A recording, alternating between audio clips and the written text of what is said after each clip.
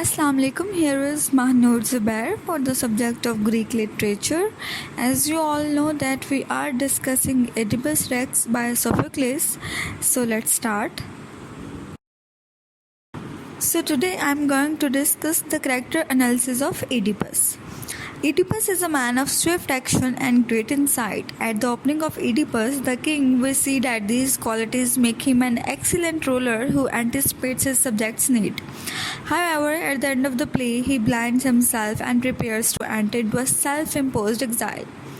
Oedipus के character की अगर हम बात करें तो एडिपस एक बहुत फुर्तीला इंसान है, फौरी एक्शन का रिएक्शन करने वाला जो है वो बंदा है और बहुत डीप परसेप्शन रखता है, एक गहरी बसीरत रखता है, सोचने समझने वाला इंसान है।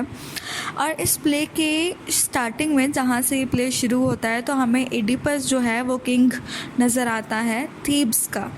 और क्या है कि उसकी जो करैक्टर्स की जो क्वालिटीज़ हैं वो ही उसको एक एक्सीलेंट रूलर बनाती है। और हम देखते भी हैं कि वो अपने लोगों की ज़रूरियात को पूरा करने में, उनकी मदद करने में आगे आगे ही होता है।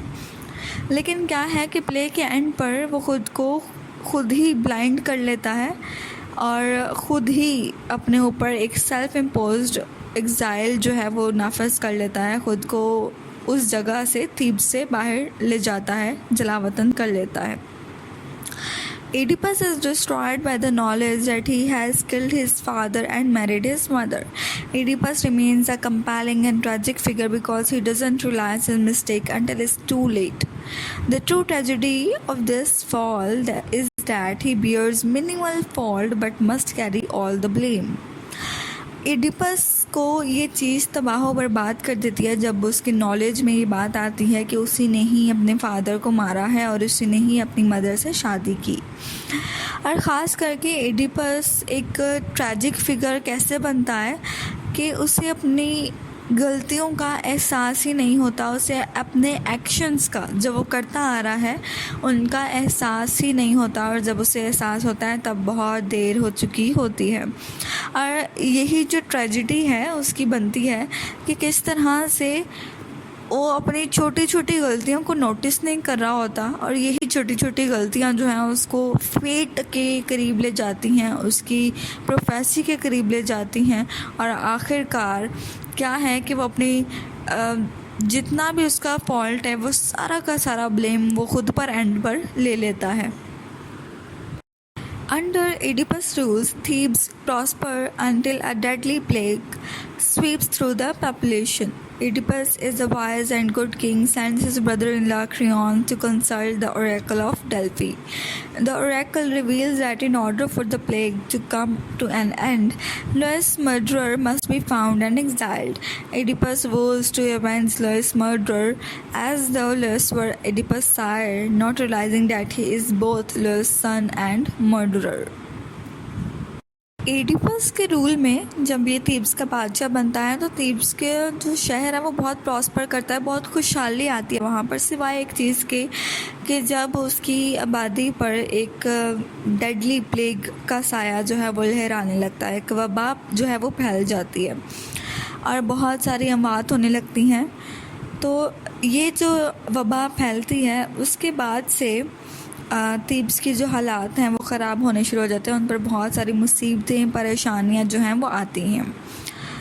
एडिपस जो है वो एक वाइज और गुड किंग है और वो ऑलरेडी अपने ब्रदर इन लॉ क्रियॉन को ओरेकल के पास भेज देता है कि वो कंसल्ट कर आएँ, पूछ कर आएँ कि थीब्स पर आखिर इन परेशानियों का, इन वबाओं का, इन आफात का क्यों इतना आना है और आखिर क्या वजह है कि थीब्स पर इस तरह के हालात हैं। और ओरेकल्स का जवाब ये होता है कि इस प्लेग को, इस वबा को थीब्स पर से तभी ख़त्म किया जा सकता है या ये वबा थीब्स पर से तभी हटेगी जब किंग लॉयस जो कि पहले थीब्स का बादशाह था उसके कातिल को जब तक ढूंढा ना जाए और उसे सज़ा ना दी जाए, उसे जलावतन ना किया जाए, क्योंकि ओरेकल्स का कहना था कि वो कातिल इसी जगह थीब्स में मौजूद है। तो इस वजह से थीब्स के ऊपर ये सारी आफात और बलाएँ हैं। एडिपस ये सुनने के बाद खुद से वादा कर लेता है कि वो किंग लुइस के मर्डरर को ढूंढेगा और सख्त सज़ा भी देगा, जबकि वो ये जानता ही नहीं है कि असल में वही तो किंग लुइस का खुद बेटा है और वही तो असल में अपने बाप का कातिल भी है। As Oedipus approaches the truth, those around him attempt to shield him, but his honor doesn't allow him to cease his pursuit of the murderer.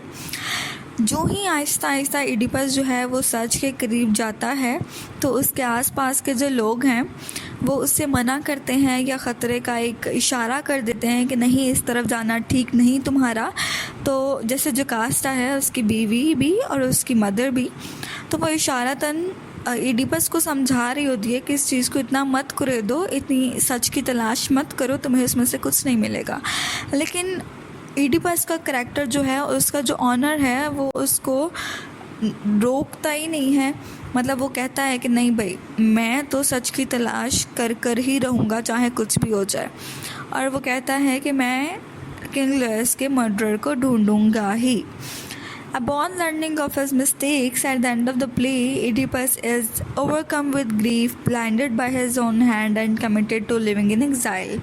और प्ले के एंड पर जब उसे अपनी सारी गलतियों का पता चलता है, अपने सारे फॉल्ट्स का, अपने सारे एक्शंस का एक रिमाइंडर मिलता है, तो वो ख़ुद को इतना नुकसान पहुंचाता है, ख़ुद इतना गमज़दा हो जाता है, इतनी ज़्यादा तकलीफ़ में आ जाता है कि अपने ही हाथों से अपनी आँखों को इतना ज़ख्मी कर लेता है कि वो अंधा हो जाता है और ख़ुद को ही वो उस जगह से एग्ज़ाइल कर लेता है, जलावतन कर लेता है।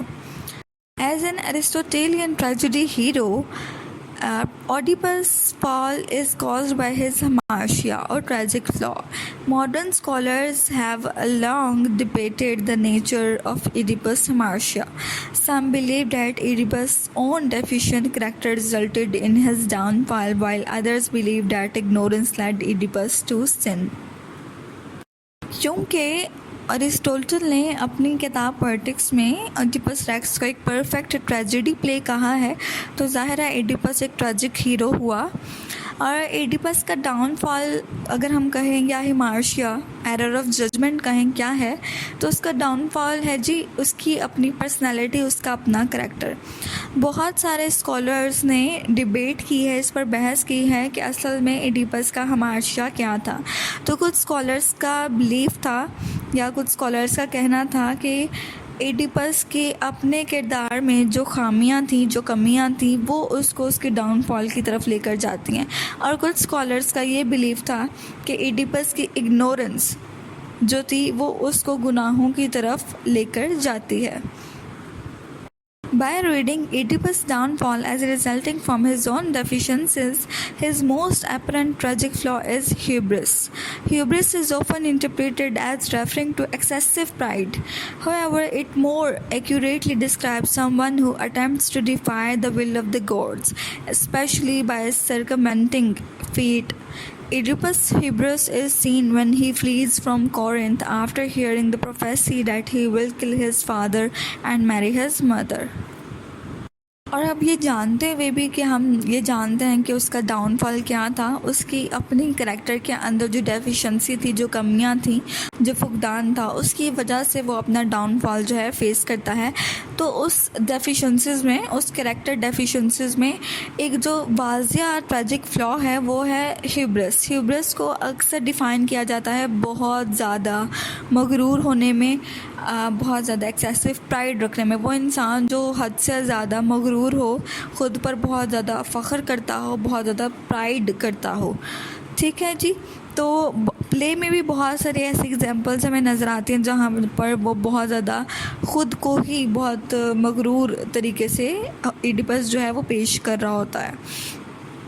तो आप ये कह सकते हैं कि एडिपस का जो एक्सेसिव प्राइड है वही उसके डाउनफॉल की ट्रेजिक फ्लॉ की वजह बनता है। और ख़ास करके जब वो गॉड्स के, खुदाओं के रास्ते में आ जाता है, उनके रास्ते से भागने लगता है या खुदाओं के कहा मानने से भागने लगता है। स्पेशली द सर्कमवेंटिंग फेट, ख़ास करके वो जो तकदीर है, जो फेट है जिससे एडिपस भागने की कोशिश कर रहा होता है, अपने आप को समझ रहा होता है कि वो भाग जाएगा या अपनी फ्री विल के थ्रू जैसा मर्ज़ी वो डिसीजन ले ले, वो फेट के अंडर नहीं आ सकेगा। तो ये सारी चीज़ें वहाँ पर गलत साबित हो जाती हैं जब फेट खुद ही एडिपस का मुहासरा कर लेती है और डेस्टिनी खुद एडिपस को भागते भागते भी उसी जगह पर ले आती है, वहीं उसी मुकाम पर ले आती है जहाँ पर वो खुदाओं की इस प्रोफेसी से इनकार करता है, जहाँ पर जिस चीज़ से वो भाग रहा होता है डेस्टिनी और फेट एडिपस को उठाकर उसी जगह पर ले आती है।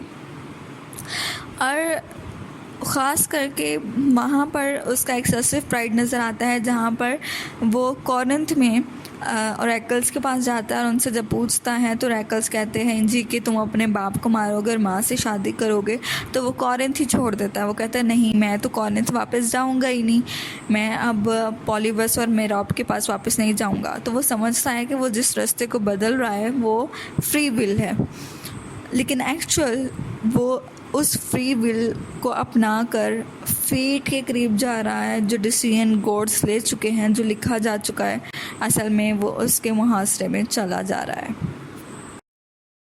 By attempting to circumvent fate, he sets himself in opposition to the gods.